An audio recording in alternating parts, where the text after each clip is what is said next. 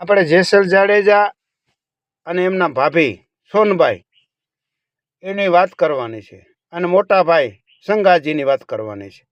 એટલે હજુ તો આ પહેલો ભાગ છે. આ 1 ભાગ 2 ભાગ 3 ભાગ 4 ભાગ આવી રીતે ભાગ ચાલુ રહે. પણ એ પહેલાં તમને એ કહું છું કે સબસ્ક્રાઈબ કરજો, જેથી કરીને મારા નવા ઓડિયો તમને સાંભળવા મળશે. હવે સંગાજીના ઘેરેથી સોનબાઈ જે હતા એમને કાંઈ બાળ બસા નહોતા. એટલે એણે દ્વારકાધીશની માનતા માને છે કે હે દીન દયાળુ દ્વારકાધીશ, હે પ્રભુ પરમાત્મા, હે ભગવાન, મને તો સુખ સંપત્તિ અને રજવાડું મળેલું છે, જેથી આનંદ છે, પરંતુ પેટે સંતાન નથી. એટલે હું તમારી પ્રતિજ્ઞા કરું કે હે પ્રભુ પરમાત્મા, હે દ્વારકાધીશ, મારા ઘેરે એક દીકરો થાય,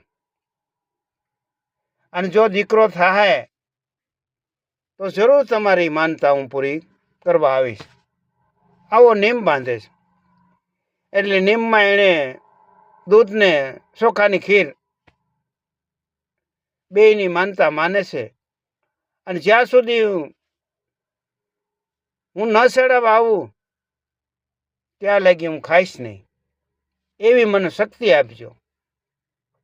આવો નિયમ બાંધી લઈશ. અહીં તો સમય જતા દ્વારકાધીશ તો દીકરો આપે છે, દીકરાનો જન્મ થાય છે. થોડોક મોટો થાય એટલે રાજા સંગાજીને વાત કરે છે કે મેં દ્વારકાધીશની માનતા માની છે અને મારે જવાનું છે. એટલે સંગાજી સહમતિ આપે છે અને સૈનિકોને તૈયાર કરીને ભેગા મોકલે કે ભાઈ તમે જાઓ તો સાથીદારો ભેગા લઈ જાઓ. એટલે સોનબાઈ કહે છે, સોન રાણી, કે માધુપુરે જાઓ અને તુલસી સામે જઈશ અને જુનાગઢ થઈ અને પછી આ બાજુ આવતી રહી. ઠીક કે કાંઈ વાંધો નહીં. એટલે ત્યાંથી રથડા તૈયાર કરી અને દ્વારકામાં જઈશ. અહીંયા 52 ગજની ધજા ચડાવે છે અને અતિથોને દાન દઈશ, દક્ષિણા દઈશ અને ઠાકોરને થાળ ધરસ. અને અહીંયા એક રાત રહી અને દર્શનનો લાવો લઈ સવારમાં ઉઠી માધુપુરમાં જવા તૈયાર કરે છે રથડા. એ માધુપુર નીકળી અને ત્યાંથી દર્શન કરી અને તુલસીશામાં આવે. તુલસીશામથી જુનાગઢ નીકળે. હવે જુનાગઢમાં ગેબીનાથ એનો ધૂણો છે, ગેબીનાથનો. અને અહીંયા પડખે રેવતી કુંડઈ છે. એ બળદેવ છે ને, જે કૃષ્ણના ભાઈ, એના જે પત્ની રેવતી, એ રેવતી કુંડ તરીકે ત્યાં અત્યારે હૈયાતમાં છે. અહીં કુંડને નાહવાની પ્રથા છે. રેવતી કુંડમાં નાહવાનું, સ્નાન કરવાથી બધા દુઃખ હળવા થઈ જાય છે, આવી માન્યતા છે. એટલે ત્યાં ગેબીનાથના જે ધૂણે પૂંજારી હતા ને પૂંજારી વાત કરે છે કે મા મહિનાની જે દિવસો આવે છે અને અહીં મોટો મેળો ભરાય છે. ઘણા સંતો મંતો આવે છે, ભક્તો આવે છે અને આ રેવતી કુંડમાં નાહી છે અને દુઃખ દૂર થાય છે. પરંતુ આ ધ્રોલ ગામ છે, ત્યાંથી સાસતીઓ કાઠી અને તોળા દે એ પણ આવે છે અને આખી રાત અહીં ભજન ગાય છે, સત્સંગ કરે છે અને એનો લાવો તો અનેરો હોય છે. એટલે આવી વાત સાંભળી સોનમાને એમ થયું કે સાસતીઓ કાઠી અને તોળાદેની વાત કરો છો, તોળાદે અને સાસતીઓ કાઠી છે કોણ અને ક્યાં રહે છે? તો કે ધ્રોલ ગામમાં રહે છે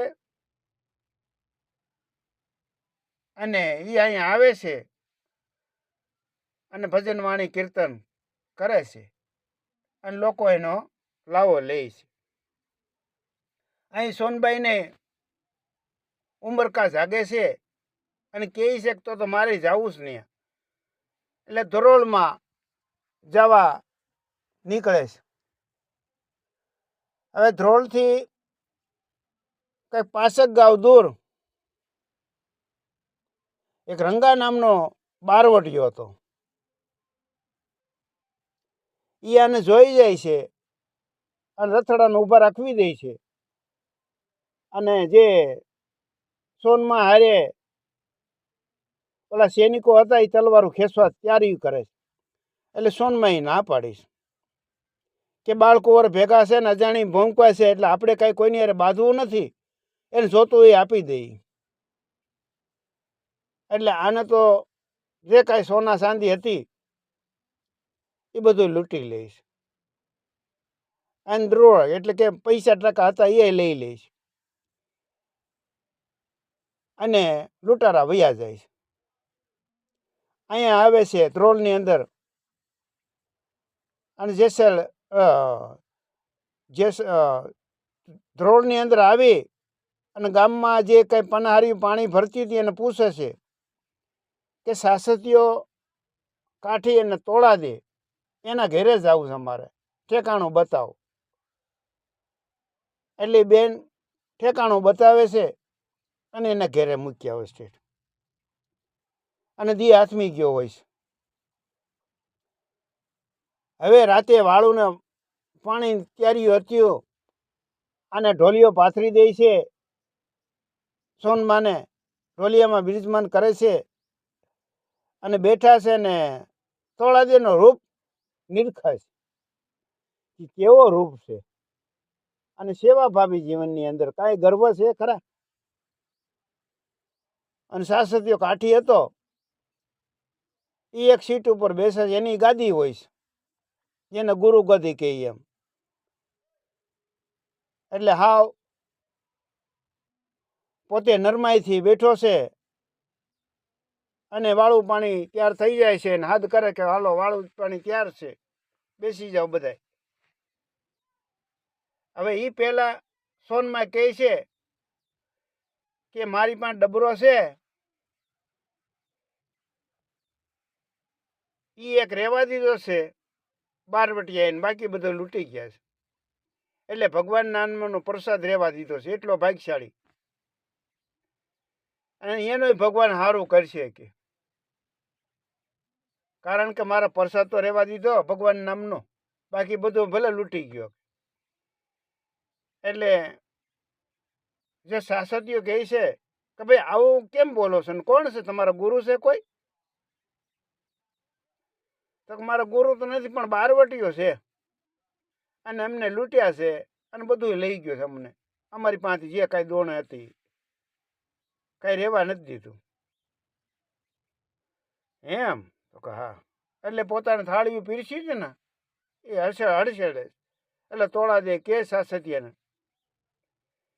કે ખીજાવમાં રીહ ચડાવમાં અને આપણે જમવા બેસી જઈ, આપણે નહીં જમીએ તો મહેમાનને નહીં જમવા, પછી જમી કરી અને જે તમારે નિર્ણય કરવો એ કરજો, પણ હવે તમે અટાણે જમી લ્યો.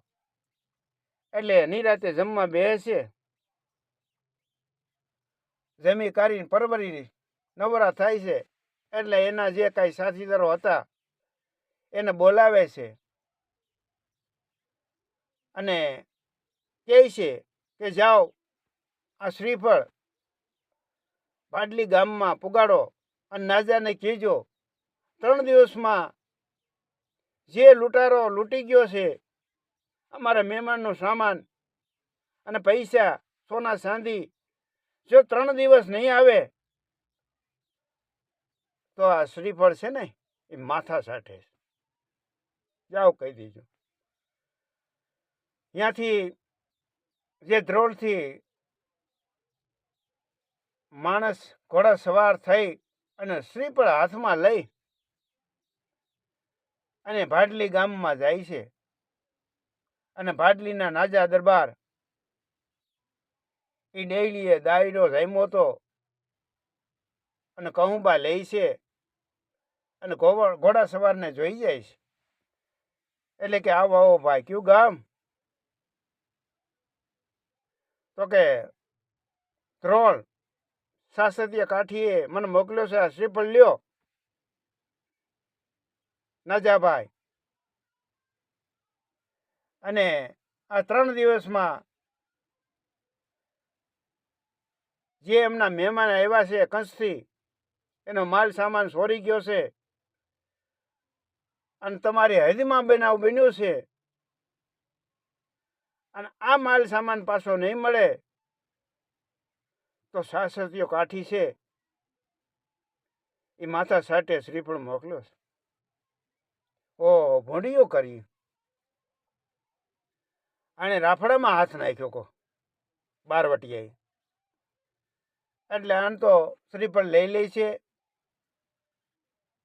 અને માણસને કહે છે કે જા ઉપાધિ કરતાને કહી દીજો સાસદીયા કાઠીને. એટલે અહીંયા નાજા દરબાર જે એનો માણસ હતો એને કહે છે કે રંગાને બોલાવો. રંગો આવે છે. રંગાને કહેલા તે તો ભૂંડીઓ કર્યું, તે રાફડામાં હાથ નાખી અને કાળોતરાને સસેડ્યો. એટલે આનું પરિણામ સારો નહીં આવો, માઠું આવશે. પણ કે શું છે એવું? તો કે તે કોઈને લૂંટ્યા છે? ના રે બાપા, અહીં તો આ વાતલો ભાલે છે.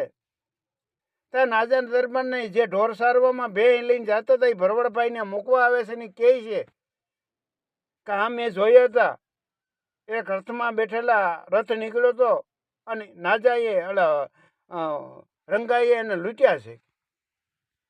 એટલે હાસો બોલી જા, નકર તારો માથો ઉતરી જાય.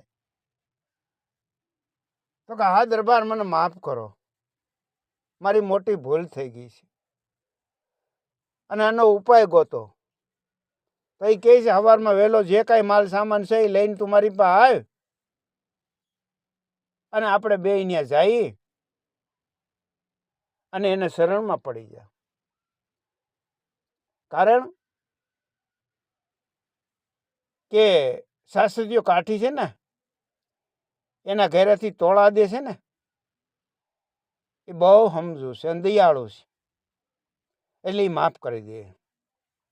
આ બે ત્યાં જાય છે, પગમાં પડી જાય છે, માફી માંગે છે અને બધી વસ્તુને આપી દે છે. અને ચોથા દિવસે ત્યાંથી સોનબાઈને વિદાય દે છે માલ સામાન સહિત. એટલે જાડેજાને જે અહીંયા આવવું છે એ પહેલાં એમના ભાભી સોનમાં આવી ગયેલા છે અને 4 દિવસ રોકાઈ ગયેલા આ ધ્રોલની અંદર. એટલે ધ્રોલની માહિતી ટોટલી જે જાડેજા, જેસલ જાડેજા કહેવાય છે, એના ભાભીના હતી. અને એ રૂપ નિહાળી અને ગયા છે. એટલે આગળ એની વાત આપણે કરીશું. આ ભાગ પહેલો છે. બધાય શાંતિથી સાંભળીને જો સરસ ને સારું લાગે તો સબસ્ક્રાઈબ કરજો.